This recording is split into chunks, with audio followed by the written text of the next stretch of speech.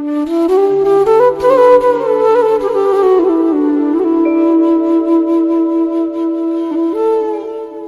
वालेकुम, मैं रिफत खुर्शीद गपशप विद रिफत के प्लेटफॉर्म से आपके सामने हूँ। वालिदैन तमाम ज़िंदगी मेहनत मजदूरी करते हैं, अपनी मोहब्बत और शफकत लुटाते हैं सिर्फ अपनी औलाद की बेहतरी और कामयाबी के लिए, ये जाने बगैर कि कल को ये औलाद आपके लिए इज्जत का बायस होगी या जिल्लत का। कुछ अर्सा पहले तौरात पर रिसर्च करते हुए मेरी नज़र से एक मूसवी शरीयत की आयत गुजरी कि अपने वालिदैन की इज्जत करो ताकि तुम्हारी भलाई हो और तुम्हारी उस मुल्क में उम्र दराज हो। वालिदैन शफकत और मोहब्बत के जज्बे से सरशार होते हैं। बाप की दुआ और बददुआ बहुत ताकतवर है। बाप एक ऐसी हस्ती है जो अपनी औलाद को ऊंचाई पर पहुंचाने के लिए अपना कंधा पेश करता है, और बाप का घर एक ऐसी जगह है जहां आपको सर्दी में भी ठंडक महसूस नहीं होती, क्योंकि उसके दिल में एक अलाव जल रहा होता है जो आपको गर्मी और राहत पहुंचाता है। इसी हवाले से मैं आपके साथ एक मिस्त्री अब्दुल गफूर की जिंदगी की कहानी शेयर करूंगी। इसने अपने बेटे को बचाने की खातिर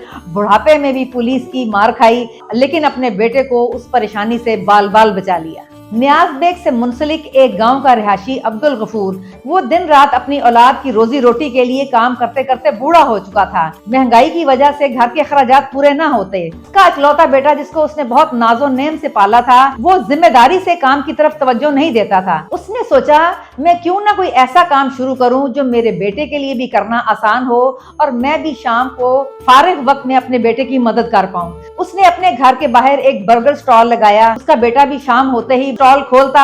तकरीबन 1-1.5 महीने के बाद उसने अपने बेटे के हाथ में एक बहुत महंगा मोबाइल देखा। उसने पूछा कि ये मोबाइल तुम्हारे पास कहाँ से आया है, ये तो बहुत महंगा है। जिस पर उसने कहा, मेरा एक कस्टमर आया था और उसने ये मोबाइल मुझे दिया है। उसने बेटे की खुशी को मुकद्दम जाना और उससे मजीद तफ्तीश न की। 2-3 महीने गुजर गए कि एक महीने बिजली का बिल बहुत ज्यादा आ गया।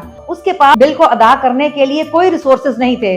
चुनाचे उसने सोचा कि क्यों ना इस मोबाइल को बेच दिया जाए और बिल अदा कर दिया जाए। उसके बाप ने अपनी तसल्ली के लिए उसके 3-4 दफा पूछा, बेटा मुझे सच सच बता दो, ये कहीं चोरी का तो नहीं है? जिस पर वो कहने लगा, आप मुझ पर शक मत कीजिए। उसका बाप मुतमईन हो गया। वो अपने बाप के साथ वो मोबाइल लेकर दुकान में पहुंचे और उन्होंने मोबाइल बेचने की बात की। उन्होंने 2-4 मिनट मोबाइल को देखा और उसके बाद उन्हें कहा कि आप लोग यहाँ आराम से बैठे, हम आपको 5-10 मिनट में इसको चेक करने के बाद आपको पेमेंट देते हैं।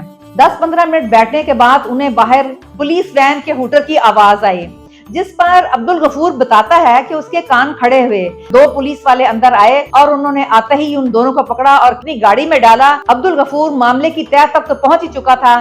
पुलिस वाले उन दोनों से तरह तरह के सवाल पूछ रहे थे, जबकि अब्दुल गफूर की टोटल तवज्जो ये थी कि वो किसी तरह अपने बेटे को यहाँ से बाहर भिजवा दे।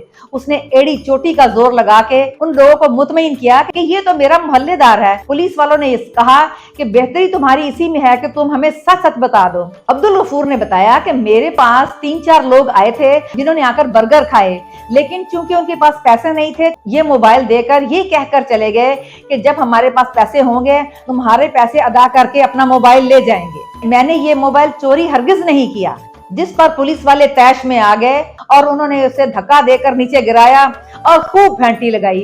वो बहुत चीखा चिल्लाया, लेकिन इतनी तकलीफ के बावजूद उसने अपनी औलाद की बेहतरी सोची और वो अपने कॉल से ना फिरा। उसने एक दफा भी अपने बेटे का जिक्र न किया। इसी दौरान किसी एक पुलिस वाले को एक मोबाइल कॉल आई और वो उसके हाथ उसकी टांगों के साथ बांधकर किसी काम से बाहर चले गए। 2 घंटों के बाद वापस आने पर उसे दोबारा बहुत घंटी चढ़ाई, यहाँ तक कि वो बेहोश हो गया।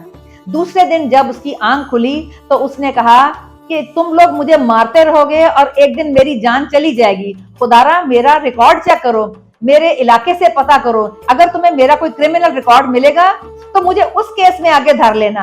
मुझ पर यकीन करो कि मेरा इस मामले से कोई ताल्लुक नहीं है। जिस पर पुलिस वालों ने उसका सारा रिकॉर्ड चेक किया और उसके इलाके से उसके बारे में छानबीन की और सब ने उसके बारे में मेहनत मजदूरी से हलाल कमाई करने के बारे में बताया। अब पुलिस वालों के पास और कोई चारा न था, चुनाचे उन्होंने अब्दुल गफूर से ये कहा कि ठीक है, हम तुम्हें छोड़ देंगे, लेकिन तुम हमें 1 लाख रुपया अदा करो। अब्दुल गफूर ने फौरन अपनी जेब में पड़ा हुआ बिजली का बिल उनके सामने रखा और कहा कि अगर मेरे पास 1 लाख होता तो मैं बिल देने के लिए, मोबाइल बेचने के लिए तुम्हारी दुकान पर मत आता, मेरे पास तो इतने पैसे नहीं हैं। यूं बहुत बहस मुबासा और डिस्कशन के बाद 50,000 पर बात फाइनल हुई। अब्दुल गफूर ने 2 दिन का टाइम मांगा और थाने से निकलकर मुख्तलिफ लोगों से पैसे इकट्ठे करके 50,000 पुलिस वालों को देकर अपनी जान छुड़वाई। ज़बूर की एक आयत है कि देखो औलाद खुदा की तरफ से मिरास है और पेड़ का फल उसी की तरफ से अजर है, यानी औलाद ही आपकी जिंदगी का कुल हासिल हसूल है। लेकिन कमाई और पैसे की धुन में औलाद पर नजर रखना कभी न भूलिए, क्योंकि ऐसा करने से औलाद अपनी दुनिया बर्बाद कर लेती है। वो इस बात से बिल्कुल अनजान होते हैं अगर माँ के पाँव के नीचे जन्नत है तो बाप उस जन्नत का दरवाजा है।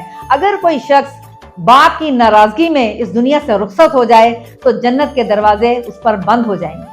आजकल के इस मशीनी दौर में नौजवान अपनी हकीकत और असलियत को भूल चुके हैं और खुद ही एक ऐसे गड्ढे में गिरते जा रहे हैं, अच्छाई और बुराई में तमीज नहीं कर पाते।